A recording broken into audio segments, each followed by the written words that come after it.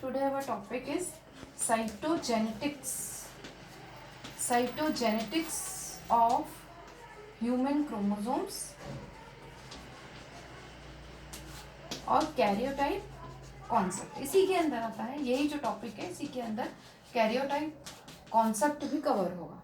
तो cytogenetics of human chromosomes अगर हम देखें तो सबसे पहले ह्यूमन क्रोमोसोम्स जो होते हैं वो 23 पेयर में रहते हैं. 23 पेयर में जो क्रोमोसोम्स होते हैं वो दो टाइप के होते हैं.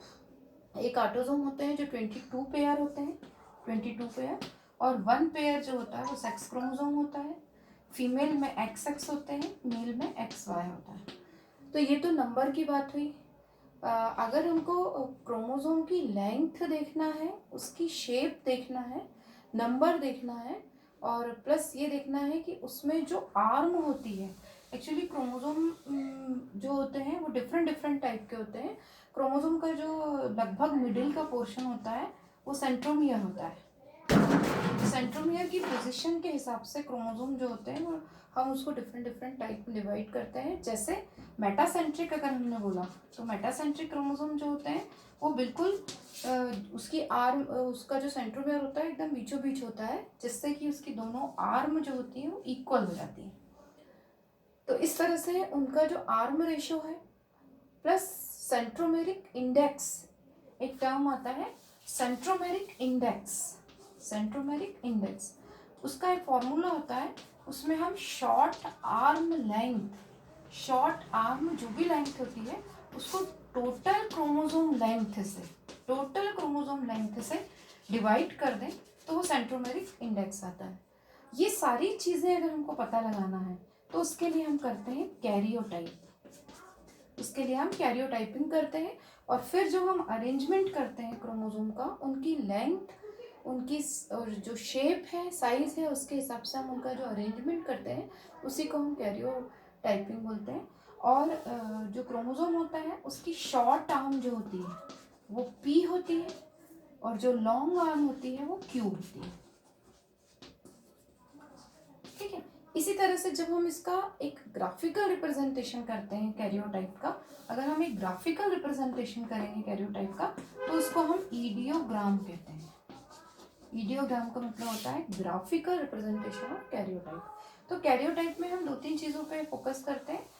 जैसे शेप देख लेते हैं, हम लेंथ देख लेते हैं क्रोमोसोम की, आर्म रेशियो देख लेते हैं, प्लस सेंट्रोमेरिक इंडेक्स देखते हैं. अगर हम मेटासेंट्रिक क्रोमोसोम की बात करते हैं तो मेटासेंट्रिक क्रोमोसोम में चूंकि दोनों आर्म बराबर होती हैं तो वहाँ पर जो सेंट्रोमेरिक इंडेक्स है वो 0.5 आता है. अब हम ये प्रोसेस देखते हैं कि एक्चुअली कैरियोटाइपिंग में हम करते क्या है. तो सबसे पहले हम ब्लड सैंपल जो है, ब्लड सैंपल को हम कलेक्ट कर लेंगे. ब्लड सैंपल को कलेक्ट करने के बाद हम उसमें PHA मिलाते हैं, क्योंकि ब्लड में RBC, WBC, प्लेटलेट्स वगैरह सब है, और हमको, हमारा काम क्या है, हमको ल्यूकोसाइट यानी WBC को सेपरेट करना है. तो हम सबसे पहले क्या करते हैं, ब्लड सैंपल को कलेक्ट करते हैं, उसमें PHA मिलाते हैं, फाइटोहेमाग्लूटिनिन ये मिलाते हैं, जिससे WBC सेपरेट हो जाते हैं. उसके बाद हम कॉल्चिसिन, उसमें कॉल्चिसिन ऐड करते हैं. कॉल्चिसिन जो होता है वो अरेस्ट कर लेता है मेटाफेज को, मेटाफेज स्टेज में अरेस्ट हो जाते हैं. फिर हम उसमें हाइपोटोनिक सॉल्यूशन जो है उससे ट्रीट करते हैं, जिससे कि सेल्स जो होती हैं बर्स्ट हो जाती हैं, और बर्स्ट होने के बाद हमको जो मेटाफेज क्रोमोसोम है उसका स्प्रेड आउट मिल जाता है. मेटाफेज क्रोमोसोम का जब स्प्रेड आउट मिल जाता है तो फिर हम उसकी फोटोग्राफ लेते हैं. फोटोग्राफ लेने के बाद फिर उनका अरेंजमेंट करते हैं अकॉर्डिंग टू द लेंथ और उनकी शेप के हिसाब से.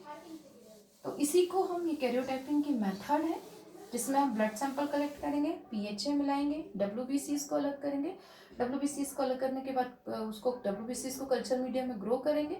आफ्टर 3 days हम कॉल्चिसिन मिलाएंगे.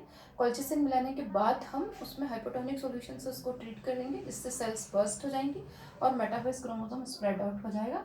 देन फिर हम उसकी फोटोग्राफ लेंगे और इंडिविजुअल क्रोमोसोम्स को हम अरेंज करेंगे. तो ये जो अरेंजमेंट होता है, और ये पेयर में रहेंगे, होमोलोगस पेयर का जो अरेंजमेंट होता है उसी को हम कैरियोटाइपिंग बोलते हैं.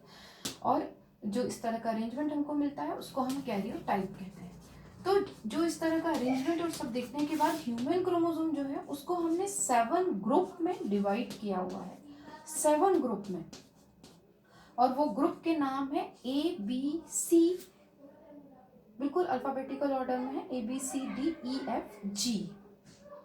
ठीक है, दीज आर द 7 ग्रुप। जो नंबर ए है इसमें क्रोमोसोम आते हैं 1 से लेकर 3 तक। आप नंबर से भी देख सकते हैं, 1 से लेकर 3 तक यहाँ आ जाएंगे, 4 से लेकर 5 तक बी में आएंगे।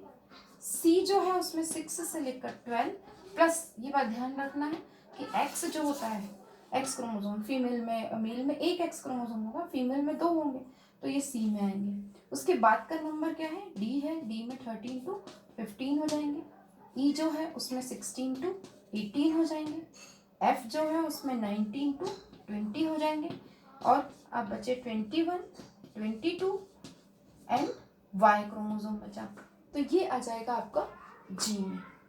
ठीक है, फिर से ध्यान में रखेंगे, कैरियोटाइप से हमने कुछ ग्रुप में डिवाइड किया हुआ है इनको, 7 ग्रुप हमने बनाए हैं। ए जो है उसमें 1 से लेकर 3 तक के क्रोमोसोम आते हैं। बी जो है उसमें 4 से लेकर 5 तक आते हैं। सी जो है उसमें 6 से 12 और एक्स आता है। डी जो है उसमें 13 to 15 होंगे। ई जो है उसमें 16 to 18 होंगे। एफ जो है उसमें 19 to 20 होते हैं। और जी जो है उसमें 21, 22 और वाई होता है। और एक चीज़ और ध्यान में रखना है कि जो ह्यूमन क्रोमोसोम होते हैं उसमें हमको टीलोसेंट्रिक टाइप के क्रोमोसोम नहीं मिलते। ह्यूमन क्रोमोसोम जो होते हैं वो सब मेटासेंट्रिक, मेटासेंट्रिक और एक्रोसेंट्रिक, इसी टाइप में हम उसको देखते हैं। तो ये तो था आपका कैरियोटाइपिंग। अब हम बैंडिंग देख लेते हैं। एक्चुअली क्रोमोसोम के जो डिफरेंट रीजन्स हैं उनको हम स्टेन करते हैं जिससे कि वो विजुअलाइज हो जाएंगे, इसी को हम बैंडिंग पैटर्न बोलते हैं। तो बैंडिंग जो होती है वो बेसिकली आपका क्यू बैंडिंग, ठीक है, जी बैंडिंग, आर बैंडिंग और एक होती है सी बैंडिंग। क्यू जो बैंडिंग है इसमें हम क्वीना क्राइन मस्टर्ड, इससे हम स्टेन करते हैं, क्वीना क्राइन मस्टर्ड से हम स्टेन करते हैं। और इसमें हमको पॉलीमॉर्फिक रीजन्स जो है क्रोमोसोम के वो विजुअलाइज होते हैं, पॉलीमॉर्फिक रीजन्स। तो इसमें हमको जो डिस्टल आर्म है वाई क्रोमोसोम की वो, प्लस शॉर्ट आर्म जो रहेगी क्रोमोसोम की, शॉर्ट आर्म के एक्चुअली नंबर है, और शॉर्ट आर्म रहेगी 13 to 15 और 21 to 22, इन ये विजुअलाइज होंगे। जी बेंडिंग जिम्सा है ये, लेकिन क्यू बेंडिंग के साथ ये है कि एक परमानेंट स्टेन नहीं है। जी बेंडिंग मतलब जिम्सा स्टेन होता है, ये परमानेंट है, लेकिन इससे पहले हमको क्रोमोसोम को थोड़ा सा, क्रोमोसोम प्रिपरेशन को थोड़ा सा ट्रीट करना पड़ता है, और वो ट्रीट करना पड़ता है हमको एक प्रोटीएज एंजाइम से, उससे ट्रीट करना पड़ता है, तो ये परमानेंट स्टेन है। और इससे हमको जो सेकेंडरी कॉन्स्ट्रिक्शन रीजन होते हैं, सेकेंडरी कॉन्स्ट्रिक्शन रीजन क्रोमोसोम के वो इन्हांस्ड होते हैं, और वो हमको 1, 9 और 16 के ये दिखाई देते हैं। आर बेंडिंग का जस्ट मतलब होता है रिवर्स, ठीक है, रिवर्स बेंडिंग होता है आर का मतलब। और सी बेंडिंग जो होती है वो कॉन्स्टिट्यूटिव हेट्रोक्रोमेटिन, यानी हम अल्कली से ट्रीट करते हैं, फिर वार्म सलाइन से हम उसको ट्रीट करते हैं सी बेंडिंग में। तो सी बेंडिंग जो है कॉन्स्टिट्यूटिव हेट्रोक्रोमेटिन होती है। इसी तरह से हम कुछ और भी नाम देते हैं, जैसे टी बेंडिंग जो होती है वो हम टीलोमियर के लिए देते हैं। तो इस तरह से 4 बेंडिंग आपके लिए इंपॉर्टेंट है, Q bending, G bending, R bending और सी बेंडिंग। तो आज के लिए सिर्फ इतना ही, नेक्स्ट टाइम हम